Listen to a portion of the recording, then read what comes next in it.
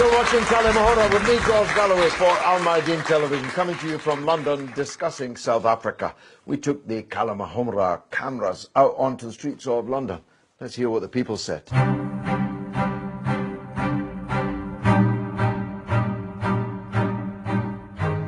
What do you think the Mandela family's legacy is? I loved Mandela. I remember the demonstrations, Free Mandela, here in London. It was so exciting when it finally happened. Oh my God, that was wonderful. But I'm not so sure about Winnie. Or Minnie? What, Winnie. Yeah, I'm not sure. I don't know. It just feels like a bit of a contamination of something that was gorgeous and beautiful. Mostly good. I mean, what little I know of it, I mean, I know he was very good and, he helped finish apartheid and did that struggle. I think, and I can't swear to it, but I think Winnie had a lot of scandals and that kind of hurt her legacy. But that's, as I said, I'm not as knowledgeable as I'd like to be about the whole thing. What do you think, in your opinion, is the Mandela family's legacy? It's always very difficult to speak of a legacy because there's always two sides to it. Yeah. We enjoy putting him on a pedestal, but at the same time we like to forget that he was not always on that pedestal, and it took a long time before he got there. I've heard that they've removed racism from South Africa and all of that, but I don't really have that many opinions on it because I'm always a bit in the middle, so I never really say much at all.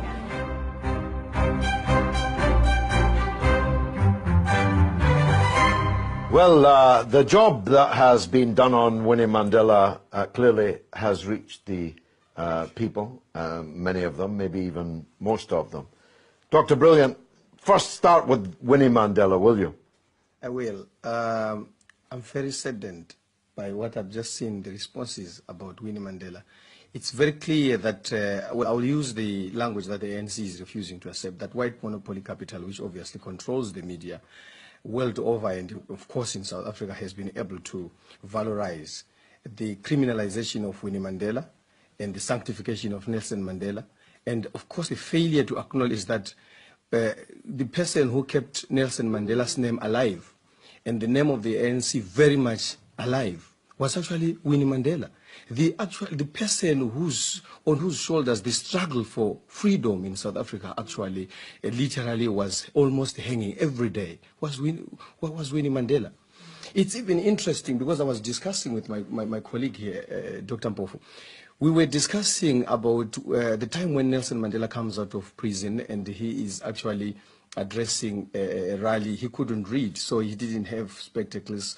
And guess what? The spectacles that he actually had to wear for him to see the world, to actually project, were Winnie spectacles.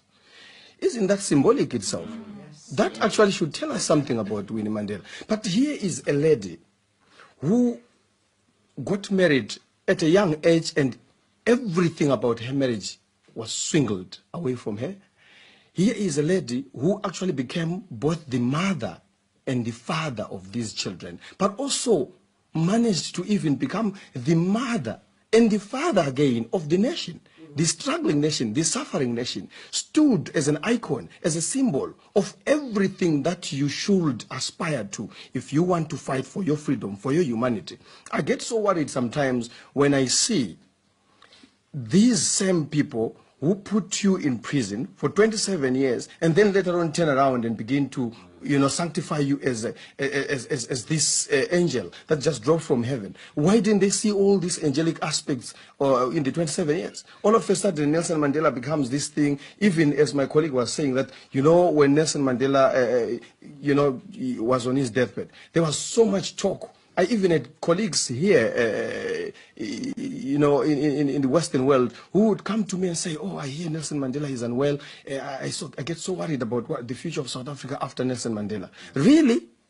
And then I look at them and say, and a number of them will come to me after the passing on of Nelson Mandela and say to me, oh, I'm so sorry, I've heard that Nelson Mandela has passed on, and he was a good guy. I said, since when did you discover he was a good guy? And all of a sudden, today we are told Winnie is, they want to valorize these misdeeds. They are saying Winnie Mandela did this, Winnie Mandela is that bad. But one thing we all know for a fact is that pre-independent South Africa, Winnie stood for what we all aspired for.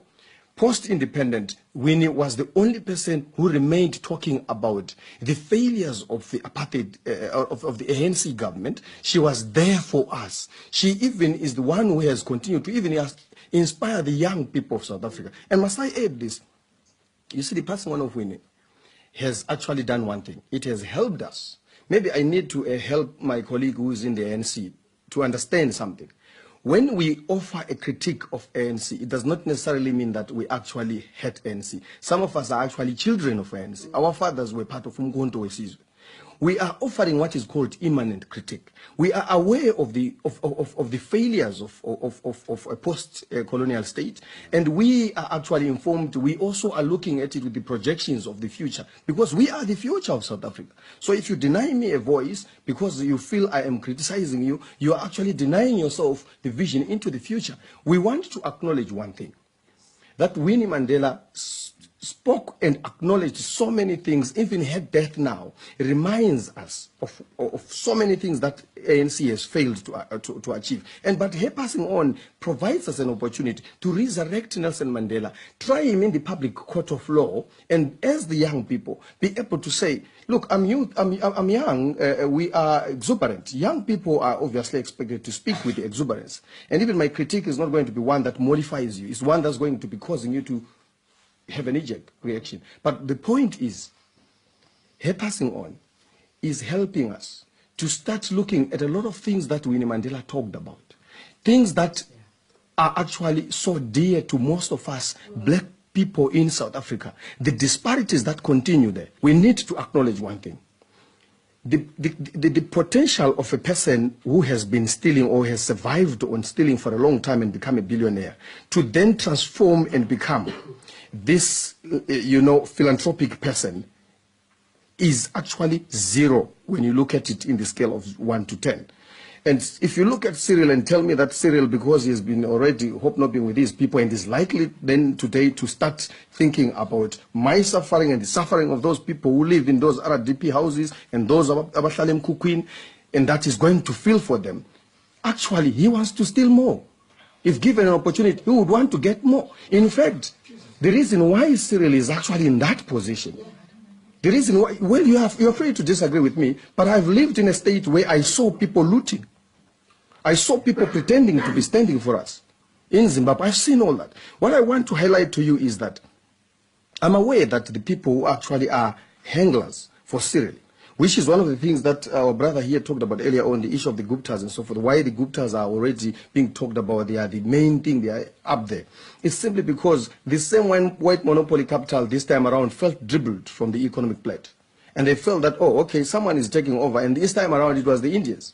And then they felt, oh, right, we need to challenge this. So they use their same media that they have always controlled to actually present the Guptas in a particular way. But they have always been doing this. Who was presenting them in that particular way? Which explains why, for example, right now in South Africa, there is a particular media organization that just came out, and it has been presenting all these, trying to balance Mzwanele Mwanyi's media organization. And we are aware that it will be stopping, its broadcasts in the main, vein because of being seen as challenging the white monopoly narrative. So those are some of the challenges. Yes, very interesting. We'll come back to Africa. Let's take this gentleman here. Yes. My intervention would be on land and race relations. Firstly, I think the ANC needs to conscientize and actually help black South Africans to buy into the issue, into the idea of owning land rather than being employees. And once you cultivate that mentality of working the land and actually deferring instant gratifications, because once you work the land, you don't get your rewards immediately after 2 hours of planting. It takes a long time. And we need to put that mentality into black people and into black South Africans, especially that now that the ANC is actually going to take the land or give the land to the people, the takers must be well trained. Right? So that you do not get into a situation where people have the land but are not being productive. And also there's this narrative that all the time when there's the land talk, you are told, look at Zimbabwe. South Africa is going to be like Zimbabwe. It needs to stop. And seriously so. this is a South African project. Let's concentrate on what we have. What is the expertise that you have in South Africa? What is it that you want to do with this land in 50, 20, or whatever years' time? Do you want to create millionaires who are farmers, or millionaires who are just into BEE projects where blackness is actually meant to bring money? Or you join a white corporation, a front, you get a lot of money out of it. Good point. That's the only one I can let you make. No, Brilliant next, and then His Excellency has to respond. Oh, okay, still here to respond. Thank you. I just want to add some of the points that my colleague has just raised, and also what Umama has just said.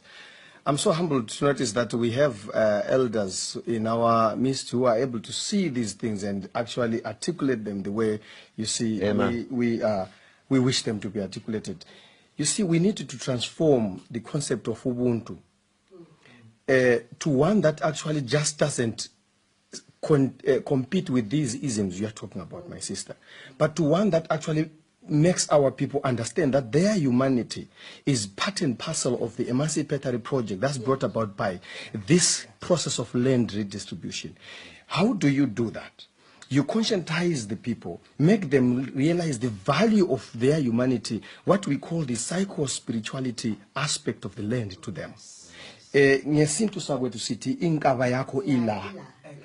the moment we make our people get to understand the value of land, what it will bring to them, it will then bring all these aspects that my brother is talking about. Because let us contextualize the South African situation a bit.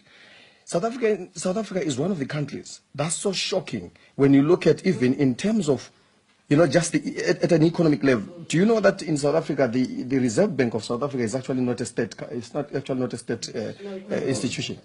If people didn't know that, it's actually a private institution with individuals, some of them from Germany, who actually own the highest shares. Now, that should tell you something about it. And this is a leadership, here is a leadership that actually negotiated such a deal. What were they negotiating for? Were they really negotiating with my future in mind? They didn't have my future in mind. In a sense, it is us, the younger generation, that has to begin to question those things. Also, coming to the issues that my sister here raised, even the issues of race relations. You can't talk to me about race relations until and unless my humanity has been brought up and I'm able to know that at an economic level, I'm actually not competing with you, but I'm actually at par with you. If at economic level I've been denied all these opportunities, then you can't come to me and say, do you think I can be friends with you? I don't have to look for friendship. I have to actually look for my humanity. And this brings me to another issue, the issue of corruption. You see, I'll tell you what I think corruption is. If you deny my humanity from 1912, even when we claim we have gotten freedom, you still make me feel unfree and deny my humanity still, and you put some of my leaders for 27 years in prison. They come out of prison, you valorize them, sanctify them, make them gods because they become your gods. They have shown that they are prepared to forgive you. Still, you deny me access to these economic, access that will make me a human being. You are actually the most corrupt person. The only corrupt person that I should be talking about now in South Africa is not this Gupta guy. It is actually the person who has disenfranchised our people, caused them to even, when people were, a few months ago, people in South Africa, there were white farmers who were marching. And these white farmers, when they were marching, they were actually in the streets, some of them with tractors blocking the streets. We had some of our black people carrying placards saying, without a white farmer, there will be no pap. Wow. Now that is very worrying. Now that person has been corrupted. And who corrupted that person? The person who corrupted that person denied them Ubuntu Bab.